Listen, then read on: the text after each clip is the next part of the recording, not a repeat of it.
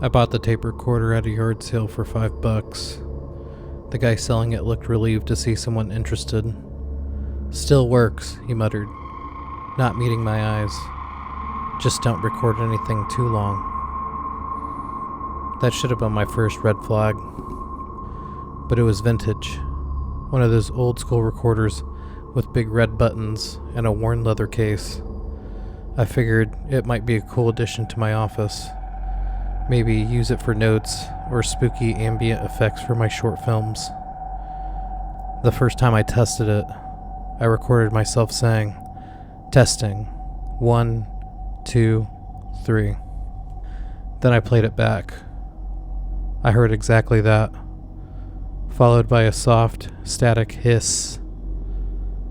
Nothing weird. Old electronics tend to hum or buzz. But the second time I used it, after a long, frustrating day at work, I vented a bit. Just rambled to myself in the dark, talking about how tired I was, how fake my coworkers were, how I sometimes wished I could just disappear and never be found. I paused, then rewound, then hit play. "I'm so tired of pretending," my voice said. Expected. "I hate how they smile like I matter," it continued. "I should just vanish." I froze. I never said that last part. I chalked it up to memory. Maybe I had said it. Maybe I was too zoned out to realize it.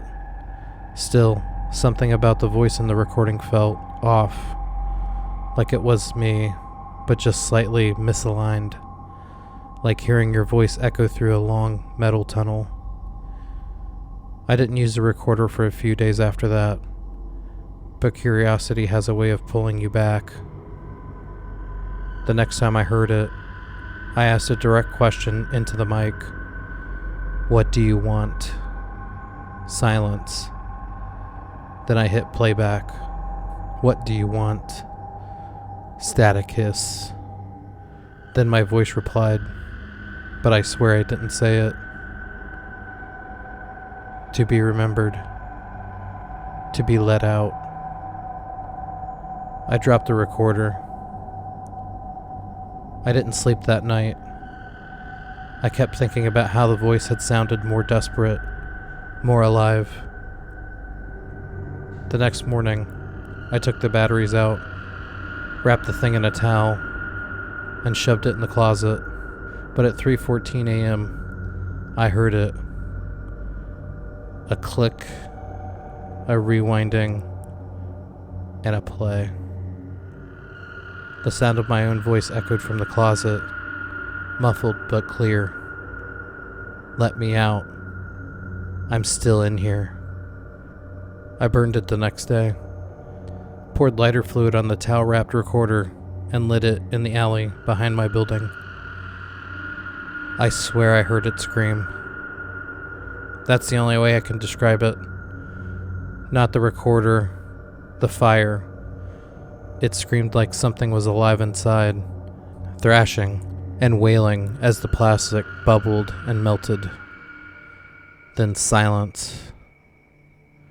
I moved apartments after that, threw out everything that had ever been near the recorder, started fresh.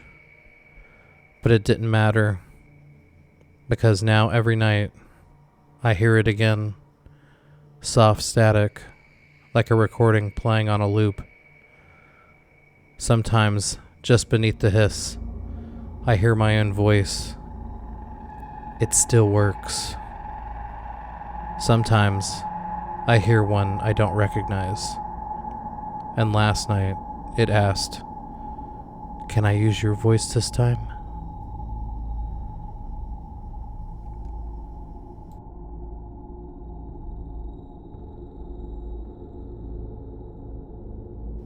There's a bus stop at the edge of town that nobody uses after dark.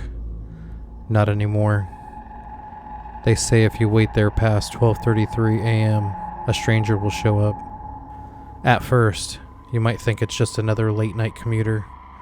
Except they don't move, don't speak, don't blink. The only rule is, don't blink first. If you do, well, that's when you vanish. No one is seen again who blinks first. Most people think it's just a ghost story.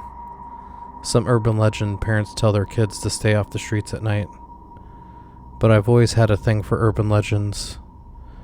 I run a YouTube channel that investigates this kind of stuff, and figured this one would be perfect, especially since nobody had posted a real video about it yet.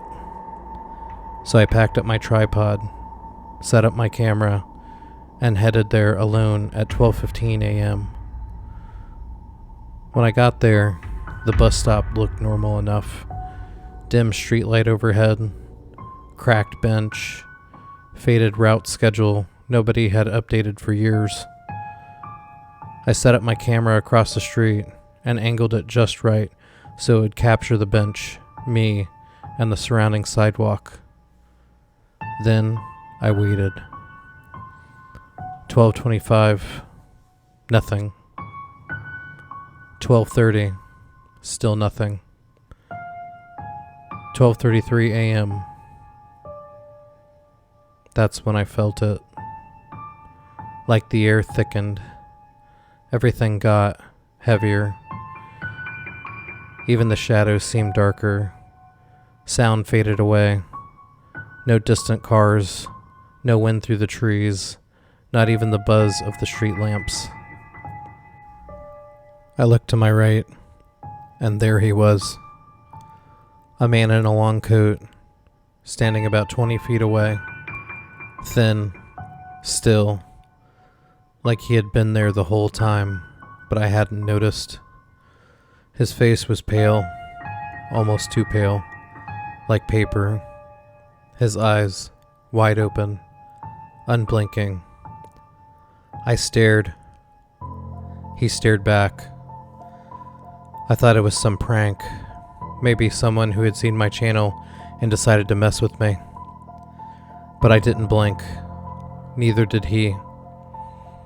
My eyes started to sting, and tears welled up. But I would not blink. I watched his head tilt tightly, very slowly. His arms never moved. His expression never changed. He was so still. He looked like part of the background. Except, for some reason, he was getting closer. Not walking, just closer. I blinked once. Reflex. Just a twitch. He was now standing on the street. Another blink. Another blink. I couldn't help myself anymore. He was on the sidewalk.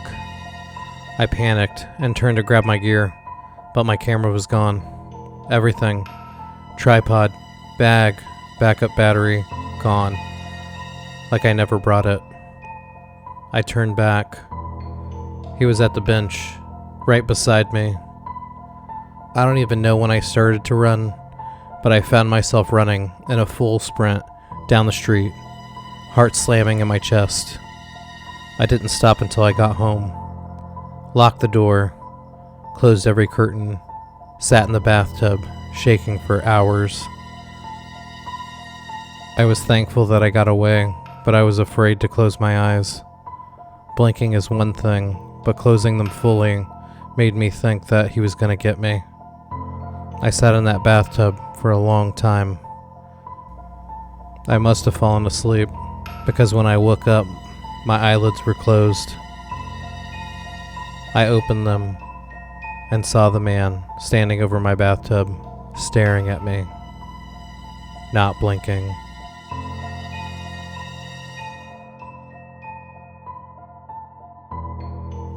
I used to collect weird things on the internet. Obscure VHS tapes, haunted dolls, cursed PDFs. Yeah, that's a thing. I even had a cursed Furby once. Nothing ever really worked, of course. It was just for the aesthetic. Creepycore content gets clicks. Then I found the Smile auction.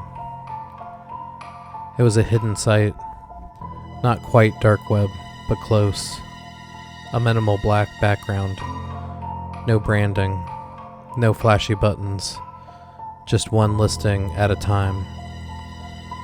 I only ever saw one auction. It was titled, "One Authentic Human Smile, Separated and Preserved." There was no image, just a description. Harvested from a donor who no longer required it. Still brimming with joy, energy, and memorability. Will leave an impression wherever worn. Do not discard. Do not return. At first, I thought it was a joke. Some edgy art project. So naturally, I bid. I won. 3 days later, it arrived. No return address. No branding. Just a plain black box with a silver wax seal shaped like an open mouth. Inside was a vacuum-sealed pouch. Inside the pouch was a smile. Just a smile. No lips, no face. Just a perfect crescent of slightly yellow teeth and gums, like someone had surgically removed a grin and shrink-wrapped it. I almost threw up, but morbid curiosity won again. The smile felt warm, somehow happy, almost like it was still alive. I told myself it was probably just silicone or some prosthetic, maybe a viral marketing stunt, maybe a twisted prank. Then I looked in the mirror, and it was already on my face. I didn't feel it attach. 1 second I was holding it, the next, it was mine. I screamed, but my reflection didn't. I tried to cry, but the smile didn't move. It was stuck, permanent, wide, gleaming.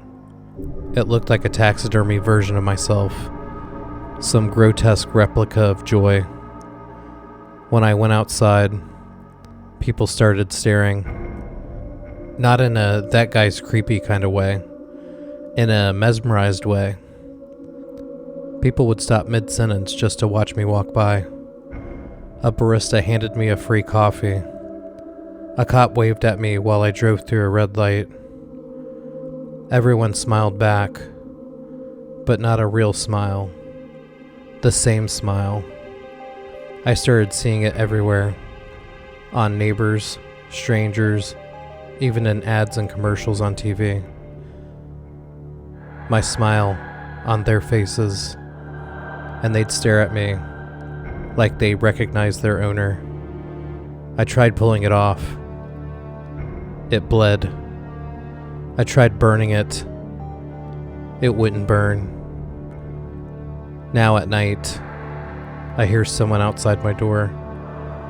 Sometimes I hear more than one. They don't knock. They don't speak. They just stand there, smiling. And last night, a note slid under my door. "You still have it?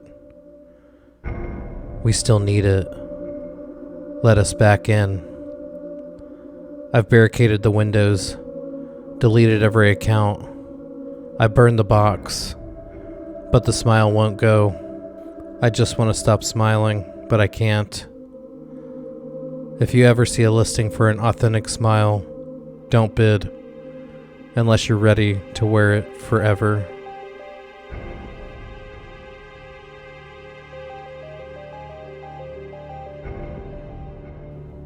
It was a late shift kind of night, and I was the only one working at the pizza place in my town.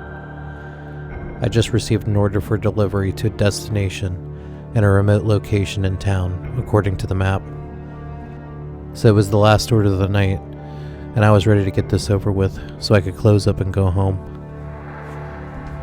There was no tip for this order. Usually, on a late night like this, you take a risk of either not getting a tip or a big one because drunk people tip too well. However, the order was on the outskirts of town, so it'll probably be nothing. I hesitated, but ultimately decided to go through with the delivery. I guess I have to since it's my job and all. There was also a pretty nasty storm outside I'd have to deal with as well. As I drove down the winding, muddy road to the destination, the storm raged on. Lightning lit up the sky, and the wind howled through the trees. I could barely see my way through it, and I had my windshield wipers on full blast. Let me just get through this one, and I'm done. When I finally arrived, I knocked on the door and waited for a response, but there was none. I knocked again, but there was still no answer. I called out to the customer, but there was no response. I was about to turn and leave when the door suddenly swung open. A figure emerged from the darkness, their face obscured by the shadows. They grabbed the pizza from my hands and threw a wad of cash at me, telling me to leave and never come back. Well, that's fine. I got the cash. I turned around to go to the car, and I heard a loud scream from a woman coming from the house. My heart was beating faster as I looked at the house. I saw the window curtain move, and saw a glowing pair of eyes looking right at me. I moved faster towards my car when the front door opened. 2 men in masks came bursting out of the house and started chasing me. I fled back to my car, heart racing. I got into the car and quickly started it. As I drove away, I couldn't calm down. I was freaking out. What were those guys doing in the cabin? And why did they seem so eager to get rid of me? I never returned to that cabin. I quit delivering pizza after that. I finally took a chance and enrolled in college. I guess I was procrastinating, and almost losing my life got me to finally do it. I'm almost done with my senior year now, and I'm going to be a graphic designer. The memory of that night still haunts me to this day. I will never have to deliver a pizza again. Good luck out there, pizza delivery brothers and sisters.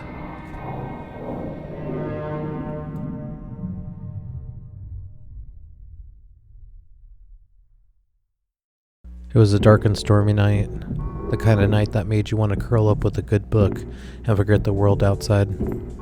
But for me, the storm was just another obstacle to overcome on my nightly rounds as a pizza delivery driver. I don't make much, but a job is a job. I have to do it, rain or shine. I was in my car and had a few deliveries. As I drove through the deserted streets, I couldn't help but feel a sense of unease. The wind howled like a pack of wolves, and the rain beat against my windshield like 1,000 tiny fists. The sound was eerie, but I just drowned it out with some loud music. I delivered my first order with no issues. I got the cash tip and moved on.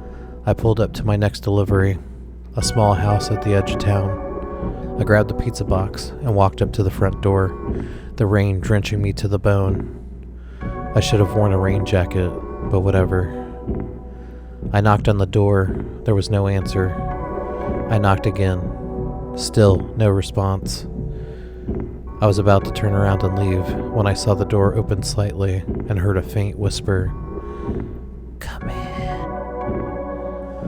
I hesitated for a moment, but I was committed to delivering this pizza and getting out of there. I slowly opened the door and stepped inside. The house was dark and musty, the air thick with the smell of mold and decay. I couldn't see anything, but I could hear something moving in the shadows. I called out, "Hello? I have a pizza delivery for this address." There was no response, but I could feel eyes watching me, and I began to feel increasingly uneasy and turned to leave when a voice whispered in my ear, "You're not going anywhere." I spun around, but no one was there. I tried to run, but something grabbed me from behind that pulled me in a dark room to the side of the entrance I just came in. As I struggled to break free, I could feel hands clawing on my skin, tearing away my clothes. I screamed for help, but no one came. Suddenly, the room was illuminated by a sickly green light.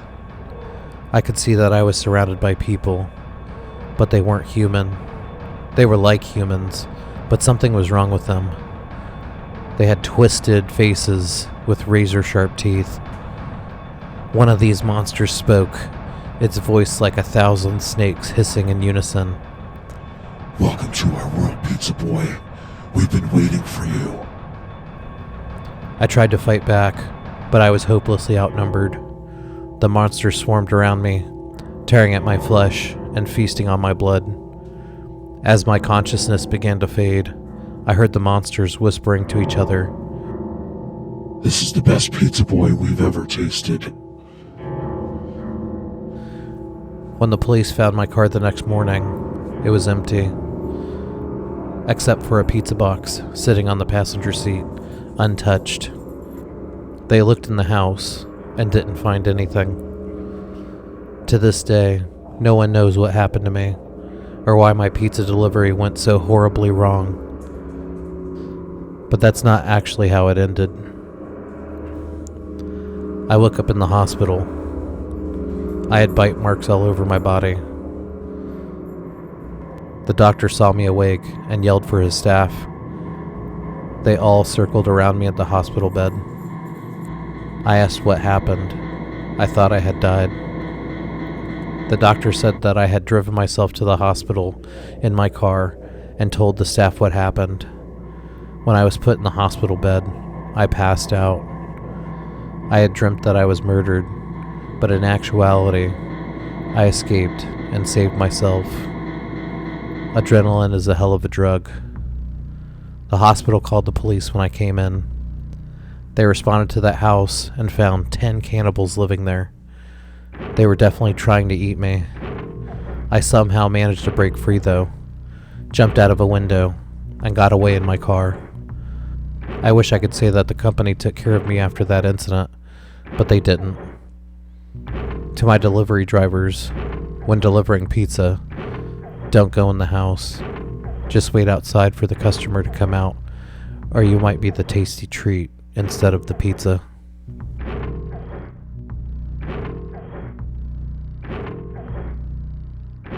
It was another late night shift, and I was out delivering pizzas for the local pizza place. It was very cold, and the snow was starting to come down pretty hard. There was a solar eclipse that was supposed to happen soon, as if anyone cares. I personally don't. As I drove through the howling wind and the thick snow, I couldn't help but feel uneasy. I had heard rumors from other drivers about strange occurrences happening on the job, but I never really believed them until now. As I approached my next delivery, the address seemed to be in the middle of nowhere. The only light came from a single porch light that flickered in the wind. I parked my car and took a deep breath before making my way to the door. When I knocked, the door slowly creaked open. A strange smell wafted out, one that I couldn't quite place. It was a mixture of decay and something sweet. I called out, "Pizza delivery," but there was no answer. I stepped inside and called out again. Still, no answer. The only sound I could hear was the sound of my own breathing and the creaking of the old house. I cautiously made my way down the dark hallway, the floorboards creaking under my feet. As I turned a corner, I saw something that made my heart skip a beat. In the middle of the room was a table, covered in strange symbols and candles. At the center of the table was a box, but it was unlike anything I had ever seen before. It was made of some kind of dark, leathery material, and was covered in strange symbols. I took a step closer, my curiosity getting the better of me. Suddenly, the candles burst to life, illuminating the room with an eerie glow.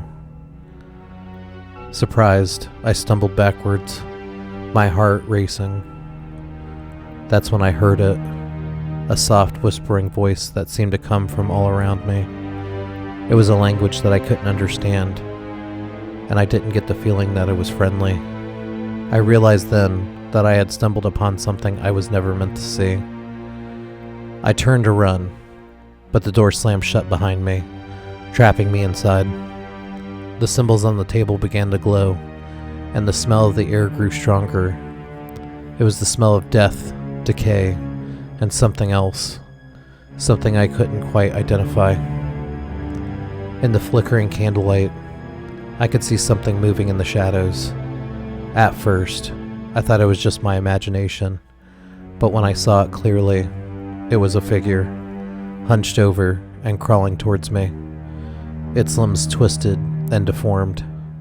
I tried to scream, but my voice was caught in my throat. I was paralyzed with fear, unable to move as the figure drew closer and closer. I knew then that I was going to die.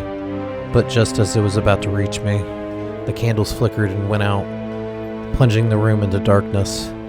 The figure let out a blood-curdling scream and grabbed me by the neck. It poured a liquid down my throat. I spit it out and resisted. It tasted like blood. Was this really happening? I don't remember much after that. I must have passed out or something.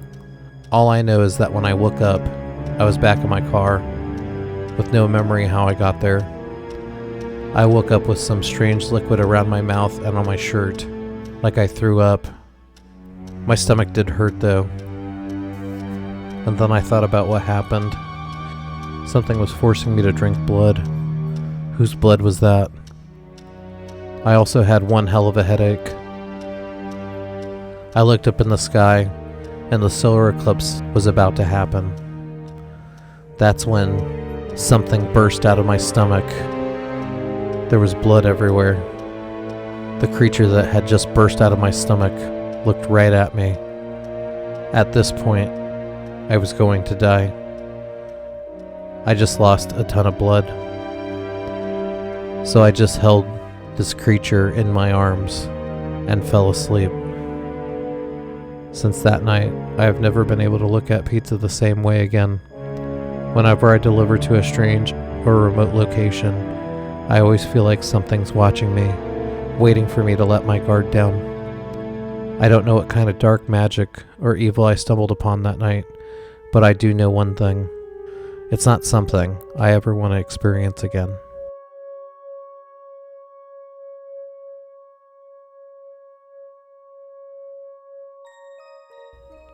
Jessica was the kind of girl that could make anyone feel special. With her warm smile and magnetic energy, she had an uncanny ability to make people feel seen.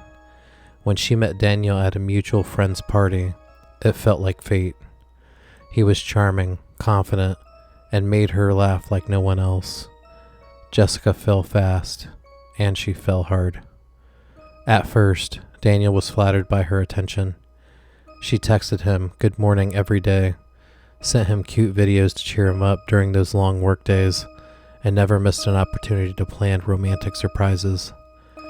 He thought he'd hit the jackpot, but as the weeks turned into months, her affection began to feel like a vice tightening its grip around his life.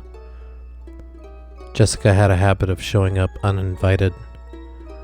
Once, Daniel found her sitting on his couch when he came home from work. She had let herself in with a key she had duplicated without his knowledge. She was waiting with a homemade dinner and a beautiful smile. "I just wanted to surprise you," she said. "You're always so busy. I thought this would make you happy." At first, Daniel tried to brush it off, but soon her surprises escalated. She would track his location through his phone and show up wherever he was, whether he was at the gym, a restaurant, or a work meeting. When he asked her how she always seemed to know where he was, she just laughed. "You post everything online," she said. "I'm just paying attention." But Daniel hadn't posted anything for weeks. Jessica's obsession deepened. She started befriending his friends, showing up at their gatherings without an invite. She even tried to charm his family, baking cookies for his mom and sending his sister expensive gifts. When Daniel brought up how uncomfortable it made him, her smile vanished. "Why are you pushing me away?" she asked, her voice trembling. "I thought you loved me. Don't you see how much I'm doing for you?" He tried to set boundaries, but Jessica had a way of twisting his words until he felt like the bad guy. She began to cry at the slightest disagreement, accusing him of not appreciating her efforts. Soon, Daniel found himself walking on eggshells, afraid of triggering another meltdown. One day, Daniel came home to find Jessica in his bedroom. She was sitting on the bed, holding a shoebox filled with old letters and photographs from his ex-girlfriend. Her eyes were red, cheeks streaked with tears. "Why do you still have these?" she demanded, her voice shaking with anger. "I'm not enough for you?" Daniel tried to explain that they were just mementos from the past, but Jessica wasn't listening. She dumped the contents of the box onto the floor and lit a match. Flames devoured the letters, the photographs, and any hope Daniel had of salvaging the relationship. When Daniel finally ended things, Jessica didn't take it well. She flooded his phone with messages, alternating between apologies and threats. She showed up at his workplace, screaming that he was a liar and a cheater. But when he blocked her number and deactivated his social media, she started emailing him from anonymous accounts, sending long, rambling messages about how he had ruined her life. The situation escalated quickly. One night, Daniel realized his car was vandalized. The windshield was shattered, and the words, "You will regret this," were spray painted across the hood.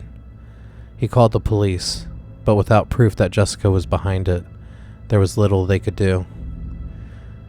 Daniel started sleeping with a bat by his bed, but even that couldn't prepare him for what was coming. It was a quiet night when it happened. Daniel was asleep when the sound of shattering glass jolted him awake. His room was thick with the smell of smoke and flames. He grabbed his phone and stumbled towards the door, but the heat was unbearable. As he reached the handle, he saw her. Jessica stood outside the window, her face illuminated by the firelight. She was wearing a black hoodie, her eyes wild with a mix of rage and something that looked disturbingly like love. In her hand, she held a crowbar. "Jessica!" he screamed. "What are you doing?" She didn't answer. Instead, she smashed the window, letting more air feed the fire. Daniel had no chance but to run through the flames, his skin searing as he made his way to the front door. He burst outside, coughing and gasping for air, only to look up and see Jessica waiting there for him. In her hand was an axe. "You can't leave me," she said, her voice eerily calm. "If I can't have you, no one can." Jessica loomed over him, raising the axe high above her head. The last thing Daniel saw was her face, a twisted mask of love and madness as the axe came down. And then there was darkness.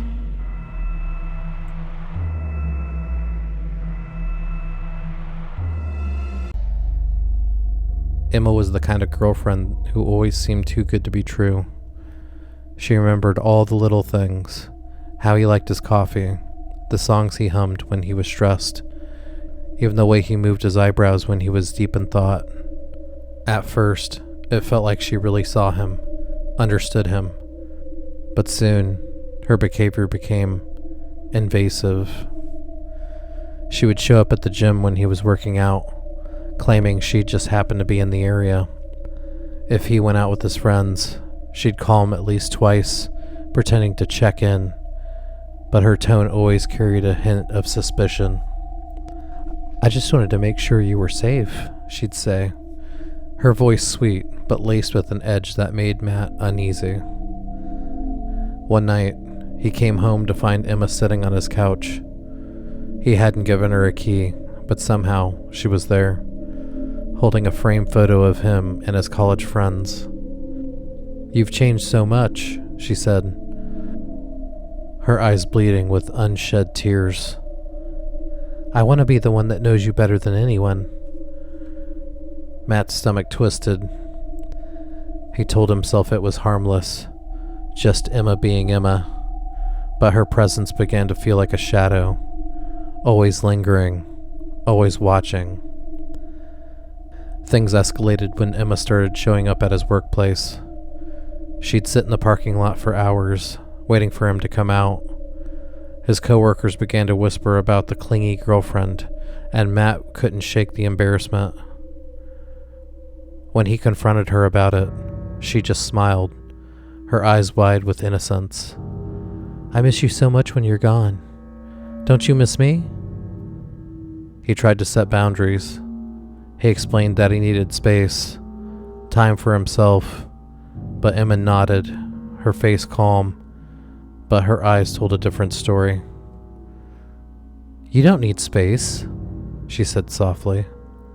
"You need me."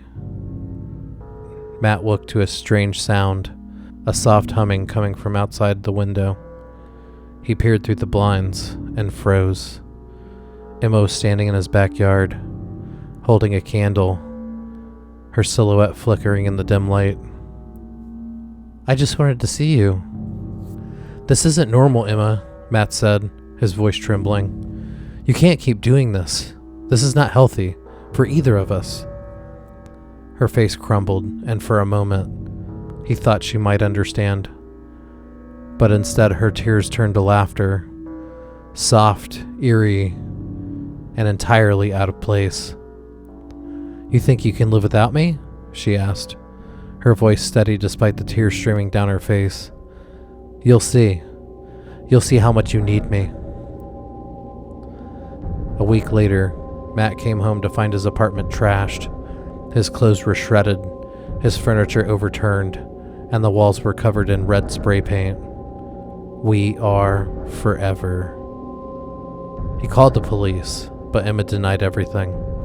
"I'd never do something like that," she said sweetly when they questioned her. "Matt must be confused. Maybe he has enemies."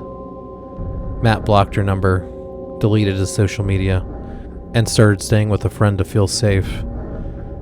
But Emma wasn't deterred. She sent him handwritten letters, slid under the door of his friend's apartment. The messages were disturbingly romantic, detailing how they'd grow old together, how she'd never let anyone take him away from her. One letter included a photo, a picture of him sleeping, taken through the window of his friend's home. The breaking point came on a cold winter night. Matt was driving home late, exhausted from a long day of work. His headlights cut through the darkness, illuminating the empty road ahead.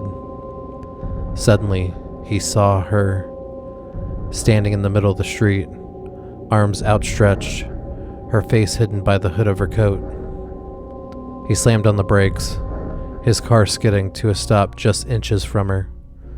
His heart pounded as he jumped out, yelling, "Emma! What the hell are you doing?" She didn't respond. Instead, she pulled a knife from her pocket, her face illuminated by the bright glow of the headlights. "I'm here to save us," she said, her voice calm. "If we can't be together in this life, we'll find each other in the next." Matt backed away, his hands shaking. He tried to reason with her, to keep her talking while he reached for his phone. But Emma was faster. She lunged at him, the blade glinting in the light. He fought her off, managing to knock the knife from her hand. She fell to the ground, sobbing, screaming that she loved him, that she couldn't live without him. Police arrived moments later, alerted by a witness who had seen everything. Emma was taken into custody, her screams echoing into the cold night air. Even as she was dragged away, her eyes stayed locked on Matt, filled with a terrifying mixture of love and hatred. "You'll never be free of me," she whispered. Matt moved to a new city, changed his name, and tried to rebuild his life. But every night, he locks his doors, checks his windows, and is haunted by the memory of Emma's eyes and that fear of one day she might find him again.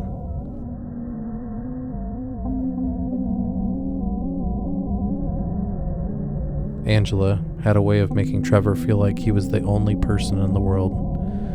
When they first started dating, Her attention was intoxicating. She remembered every little thing that he said, showing up with his favorite coffee, or surprising him with tickets to events he had only mentioned in passing.